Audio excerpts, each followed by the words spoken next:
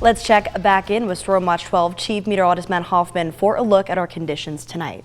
Well, it's another pretty chilly one out there as you step out the door. Take a look at current temperatures. We're seeing quiet weather, but those temperatures have dipped into the 30s now in Grants Pass and Medford. It's 27 right now in Klamath Falls, 27 degrees in Lakeview. We're down to 30 in Mount Shasta, 40s though along the Oregon coast. Here is the big setup. Now, this storm system is going to be so impactful because it's tapping into some much colder air from the polar and Arctic regions, a strong area of low pressure in the Gulf of Alaska, and it's going to bring in that colder air, but it's also picking up quite a bit of tropical moisture. So an atmospheric river is going to bring some pretty intense rain and mountain snow to the region. A lot of that focus is now up to the north, but eventually it's going to work our way, and snow levels will be lowering as well as we head into Thursday and Friday and beyond, and more storm systems that we're going to need to keep an eye on for this weekend and even into early next week. It's going to be a very active and wintry weather pattern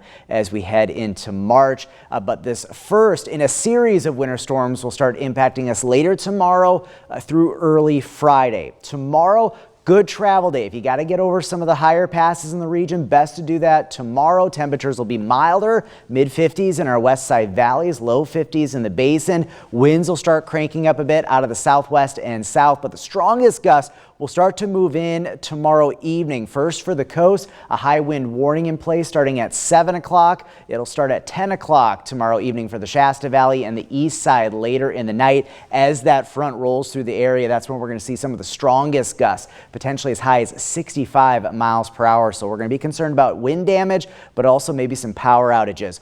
Also, when you add on the fact that we're going to have some pretty heavy snowfall as well with the wind, that could lead to some pretty whiteout conditions, but also could bring down some more trees and potentially power lines as well. We'll have to watch that very closely. You can see forecast peak wind gusts for the region. This won't be a big wind maker for the Rogue Valley, but it will be rather gusty at times over the next couple of days.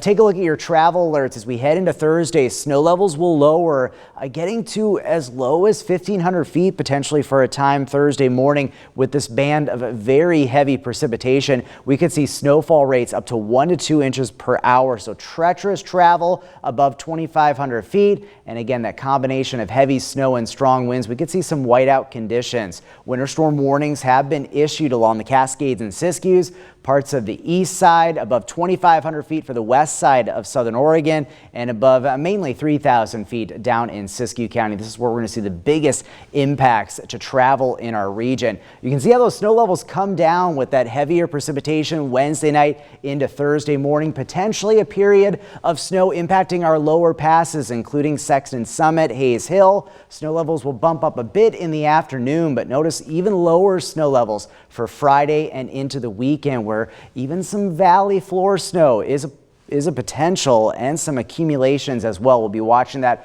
quite closely. So here's Stormcast. So we'll get some wet weather to move into the region tomorrow. Most of the focus will be for the coast. And then here comes that band of heavier precipitation. Notice the snow levels lowering into Thursday morning. Some of the snow 1 to 2 inches per hour. Going to be some very difficult travel. And then behind that main front, we'll see more rounds of showers working through the region. Snow levels lowering into Thursday night. Bit of a lull in the action early Friday, but another storm system on the way for later Friday into Saturday. Here's a look at snowfall amounts, 1 to 2 feet for the Cascades Wednesday night through early Friday. Some pretty significant totals for parts of the east side as well, especially those higher passes, 6 to 12 inches for Siskiyou Summit. And notice towards the Illinois Valley, some potential there for some accumulating snow and some slippery travel. We'll be watching things very closely. When it comes to rainfall amounts, quite a soaker for the coast and coastal mountains. Rainfall totals 3 to 6 inches potentially, and some more